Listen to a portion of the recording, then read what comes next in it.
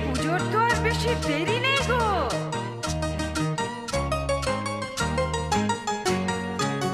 ঠাকুরজি কেমন তোমার ভাই লিখেছে পুজোয় ছুটি নাই, পুজোতে আসবে না বাড়ি।